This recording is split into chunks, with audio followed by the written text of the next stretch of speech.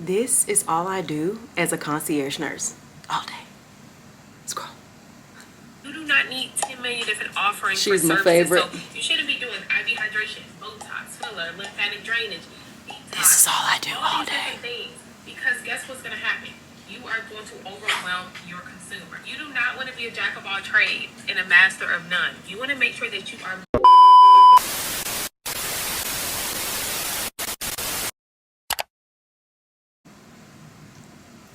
Hi you guys, it's me Lenice, and I am back with another video for you guys. So if you're new here, hello, my name is Lenice. I'm a registered nurse and I do these cool little nursing videos. If you're not new here, you already know what I'm gonna say.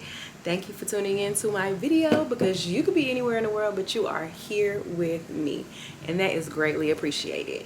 So you guys have been getting me in the spinny chair lately, which means I am at the hydration lounge. And while I'm here today, I'm going to give you guys what I do as a concierge nurse, like what it looks like right now for me as a concierge nurse. Like not a vlog, but kind of tell you guys what a day in the life looks like.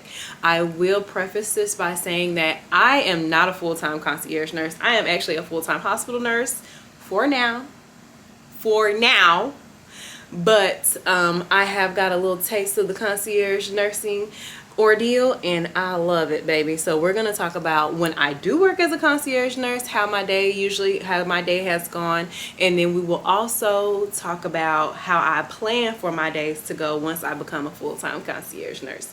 So if you enjoy nursing content or anything more so like business related now too, I'm getting into this nursing entrepreneurship lane. So if any of that interests you, if you guys see me peeling my skin, like picking my skin, it's this, first of all, this is all, I hate to bring race or anything culture into it, but if you black, you know, this is synthetic hair, so it's all over the place, okay? It's all over the place. And if you guys hear anything in the background, I don't know what that is. I am in a suite, so I'm sharing it with hundreds of other people, and somebody got something going on, so I don't know. That's all I can say. Sorry. But yeah, so what my day looks like as a concierge nurse. So let's go ahead and get into it. Let's start by what exactly is a concierge nurse. And I'm going to read you the definition from Claude, because I want to make sure that I don't tell you what I do as a concierge nurse, but exactly what a concierge nurse is. If y'all are not using Claude, y'all still on ChatGPT, I think you need to cheat on ChatGPT, but just ChatGPT for a little bit, because Claude, it gets the job done too. So anyways, according to Claude, a concierge nurse is a licensed nurse who provides personalized private nursing care directly to clients outside of a traditional healthcare setting, like a hospital or clinic. Instead of working for an employer, the concierge nurse typically works independently, going to clients' homes or another chosen location. The focus is on one-on-one, high-touch care, where the clients get the nurse's full attention rather than being one of many patients. So basically, it's private duty nursing, but it's concierge. It's luxury. So that's what I do. I've told you guys in previous videos, this is a series. If you're new here and this is the first video that you're watching of mine, this is a series on concierge nursing that I'm doing, and this is episode 3. So today I'm telling you guys what it is my day looks like on the days that I work as a concierge nurse. So now that we know what a concierge nurse is, let's go ahead and get it. Okay, so in the beginning of my business, like I said in previous videos, it was a we. It was not just a me. It was a we, which kind of allowed us to divide up what needed to be done to get the business off of the ground. My side of the business was outreach. I am outspoken. I'm typically pretty energetic or like giddy and quirky. So I also don't have a problem just reaching out to people and saying, hey, give me a chance. Like that's never been a bother for me. That's just a strength of mine. My business partner was very well organized, very much on time, very much always prepared. She was very organized, and that was her strength. So she was over admin, I was over outreach, and we both came together with ideas. Now that it is me, I am now over all of that. So on a typical day for me, when I am not seeing any clients, it is an admin day for me. And this is also a day that, like I said, I still work at the hospital full time. I worked 52 hours at the hospital last week. So anytime I say I'm having an admin day, that means that I am off of all of my jobs. Like, I'm not seeing any patients with the concierge nursing, and I'm not working at the hospital. And those days are 100% focused on, one, working out. I try to make sure I get in 4 workouts a week. If I don't get in 4 workouts a week, everyone around me is going to feel it. You're like, are you PMSing? No, I just haven't been to the gym. Like, that's just how it is with me. So an admin day for me is always going to start with my warm cup of water and a trip to the gym. Now, whether I go to the gym or go for a run, it just depends on what my work week has looked like. Because sometimes when I just need an easy breezy workout, I'll go for a 2-mile, 3-mile run just to make sure I move my body. But I just don't have the mental focus or the strength to do a lot of heavy lifting on some days because I am just drained, but I still want to move my body. I'll go for a run. But that's always the first thing that I do. I wake up, take my daughter to school. I left that part out. Take my daughter to school, and I go and get a workout in because my physical is always going to be number one for me. Okay, so when I was over admin, a typical day, or not admin, excuse me, when I was over outreach, a typical day after I went to the gym, I would come home, shower, eat, whatever, and I would get on social media. And I would get on social media for hours, searching different Pilates studios in the area, searching different gyms in the area, searching different chiropractors areas, researching, who would be interested in IV hydration, researching the different cosmetic surgeons in the area. Depending on what service I'm focused on that day, I'm going to research. Like, that's going to be my focus in research for that day. So when I was heavily focused on post-op care, I was researching the cosmetic surgeons in the area. I was getting on their social media. I was trying to figure out what type of cosmetic surgery are they most known for. Do they do more boobs? Do they do more tummy tucks? Do they do more BBLs? Their target demographic, or the demographic that they service most. Are they white? Are they black? I was doing my research on the cosmetic surgeons in the area because I wanted to find a way to be able to build a relationship with them.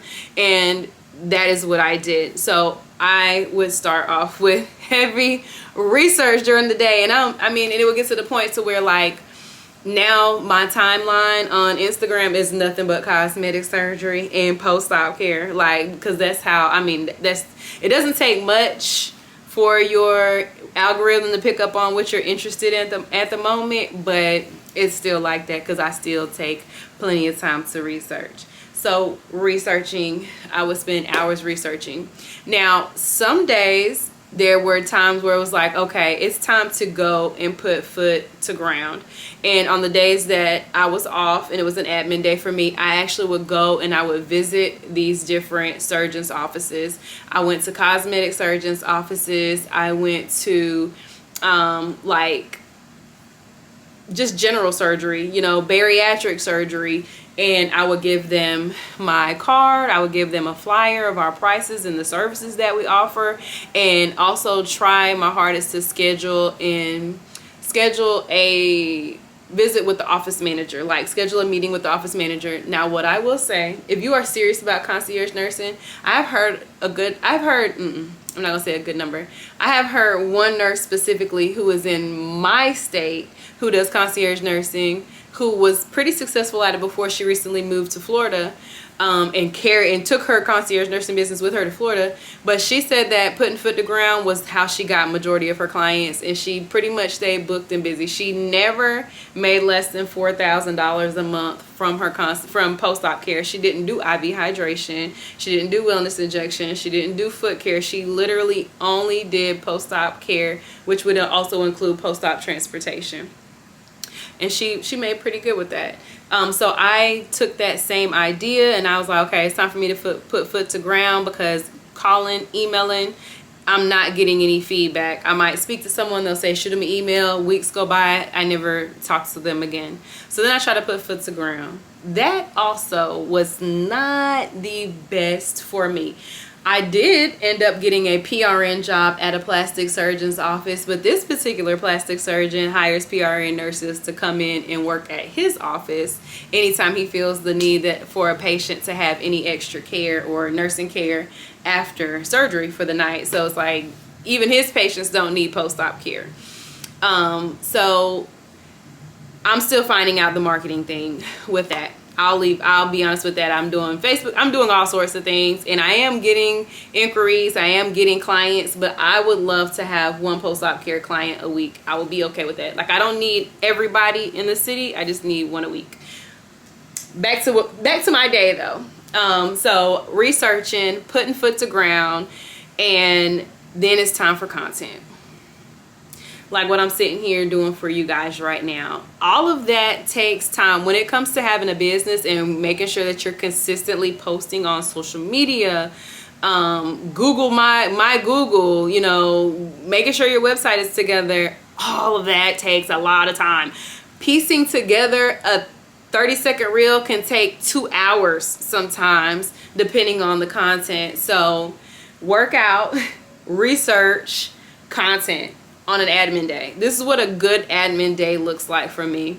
But I also try to make sure I cook on my admin days, because I'm trying to get, me and my daughter were eating out so bad, y'all, that she had to just tell me, like, look, Ma, look, can we just not eat Chipotle just one night? Like, can we just not have Chipotle tonight? We can eat anywhere, but just not Chipotle tonight. Like, that's when I knew it was like, okay, we gotta stop eating out. And then I'm like, dang, where's my money going?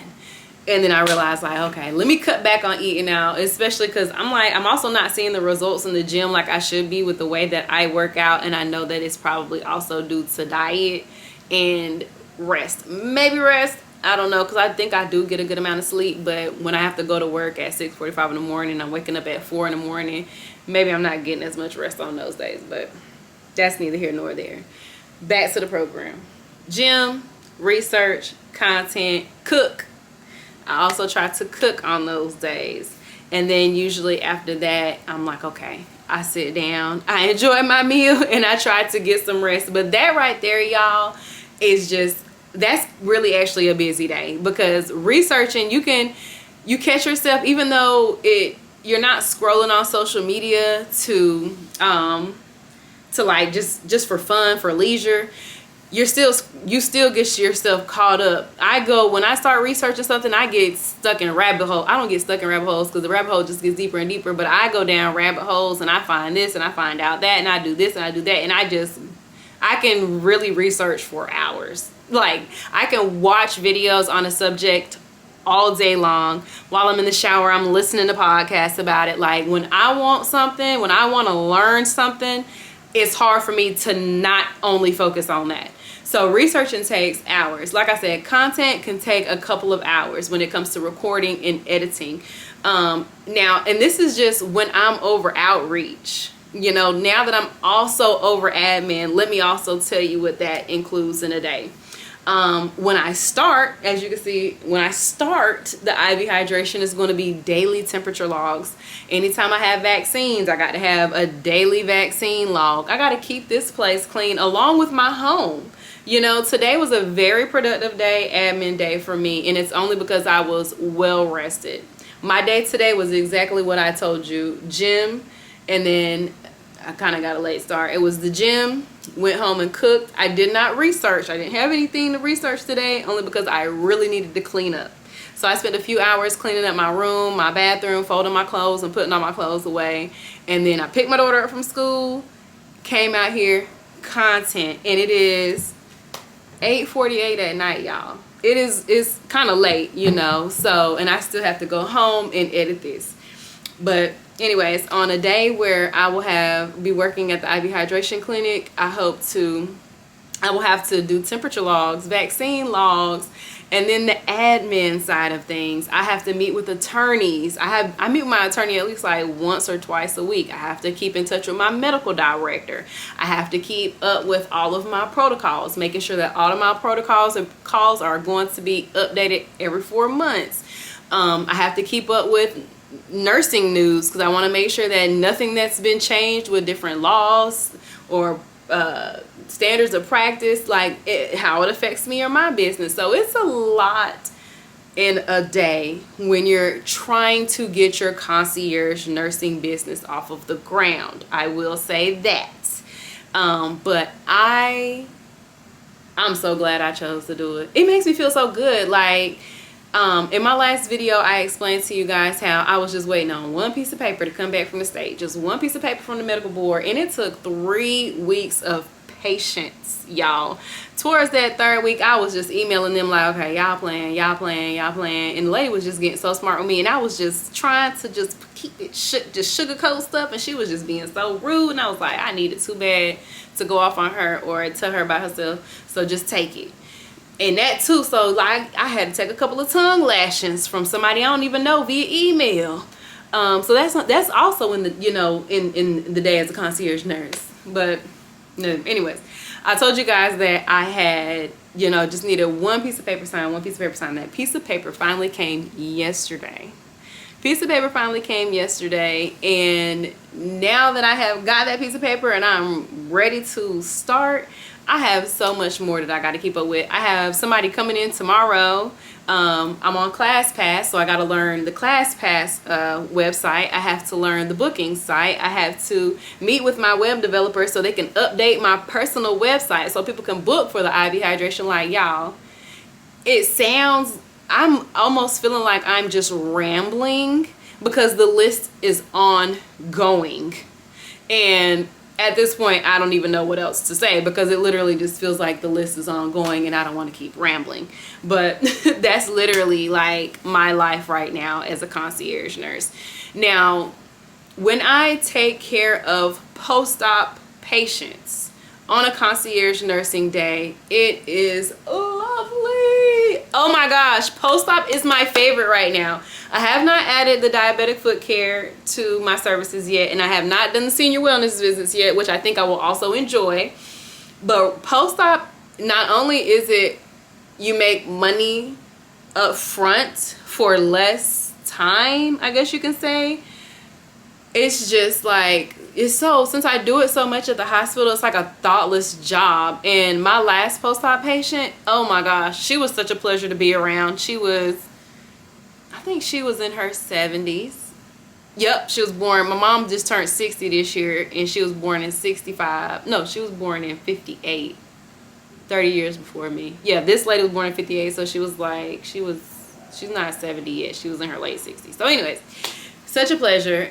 She had lost a lot of weight and then got a tummy tuck, but still had a lot of extra skin on her thighs, her arms, her stomach. So she had a skin removal surgery, and she just hired me for 12 hours that day. For 12 hours, since I already knew her, I had took care of her before at the plastic surgeon's office. I only charged her $1,000 for 12 hours. But y'all, when I say it was actually kind of fun. She had so much food in her house, and if you know me, I'm not turning down a meal. Her house was so clean, no animals, and she had so many snacks. Oh my God, I was in there eating up a storm, and we sat there, and I made sure she got her medications when she needed them, because of course she was groggy and in pain from the surgery the day before. So I made sure she took her medications when she needed them. Anytime she wanted to, I ran out and got her something to eat. Anytime she needed to go to the bathroom, I helped her ambulate, and I emptied her drains. I counted her, measured her output. I gave her a shower at the end of the day. But it was like fun. Like it wasn't something, like I was still able to just kind of use my computer to work on my business, and you know, she didn't need a lot, but that I really enjoyed working with her that day for that 12 hours. I went and picked her up from the plastic surgeon at 6 a.m. and I left her house at 6 p.m. and it was a pleasure. Now, I have had harder post-op patients, or I have had post-op patients who prefer care at night. So my post-op patient who had an extended tummy tuck with a muscle repair because she had diastasis recti. She has severe diastasis recti. She got the muscle repair, and then she got a fat transfer to her hips. And she wanted care at night. So that was a little bit harder.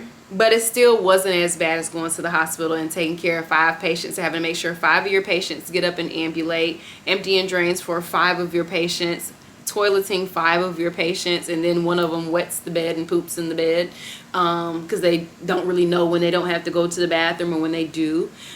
You know, it was even though it was hard work, it was still a breeze compared to what I'm used to. So I really like post-op care, and that's why I'm not going to give up on it. And that is why I hope and pray that post-op care goes the way that it does. Now, as far as IV hydration, I really can't tell y'all how this is going to go. I expect it to go fairly well, but I don't know how busy I will be or how I'll be able to schedule my days because we open this week. Now, how I hope for the day to go, whenever hydration comes, my goal is to have 20 patients a week. Now, right now, I'm just on ClassPass. Nobody else knows about me. And on ClassPass, I'm averaging, it looks like I think 3 people booked this week from Thursday to Saturday, which is not a lot. But that ain't got nothing to do with all the other people in the world. Like I have a lot of marketing things up my sleeve that I'm going to try to use, the tools that I'm going to try to use or whatever. So we'll see how that goes. But the goal is going to be, if I can hit 20 people a week, like by month 6, I'm giving myself 6 months to try to get there, then I will be job well done. I'll probably kick it up a notch, hire another nurse, get more chairs, whatever I gotta do. And I might even quit my job at that point, or just go PRN instead of part-time, depending on how much benefits are for like entrepreneurs, health insurance and stuff like that. So that's the goal. I do hope that I'll still be able to go to the gym in the morning, come here and hydrate people and do whatever admin work I need to do from the hydration suite, and pick my daughter up and go home and still live a very well-balanced life, because that is the whole point in me doing this concierge nursing thing. Like, I want a balanced life. I want some money. And I don't want nobody telling me what to do, y'all. Like, I'm not in that frame of mind for people to just be telling me, oh, you didn't perform your catheter care. Oh my God. Like, neither did the last 3 nurses. No, that's not that. That's the terrible attitude to have. Do your catheter care. Please do your catheter care. It's very important. We don't need any cauties. But it's just, like, I don't feel like I'm always forgetting something. Like, when I leave the hospital some days, I'm like, dang, I forgot to chart that. Hope the patient doesn't die tonight. And then they're looking back at the chart and say, oh, you forgot to chart your catheter care. Or, it's just so many things to worry about. So much responsibility. And even in home health, like, I tried home health and it's like, okay, well, it's less thinking, but now I'm anxious because I'm not doing all this charting at night. So now I got people breathing down my throat because my charting's not getting in on time. Because it's a lot of charting. And when I go home, I just want to like lay on my couch. So, I just want my own autonomy, y'all. That's all I want. So that is a day in the life of a concierge nurse, I guess. That's organized and unramblicious. What is it? And I just hope I didn't ramble. That's all I wanted. That's what I was trying to say. I was gonna make up a word, but it's not necessary. So anyways, like I said before, my name is Lenice, and if you enjoyed the content, I'm glad you watched. I'm glad you enjoyed. And if you made it this far, thank you, because your girl really needs her view time to go up. So I really appreciate you, for real. And yeah, I hope you guys benefited from it. And I'm going to head out because it's getting late, and I would like maybe record. Y'all don't care. Peace.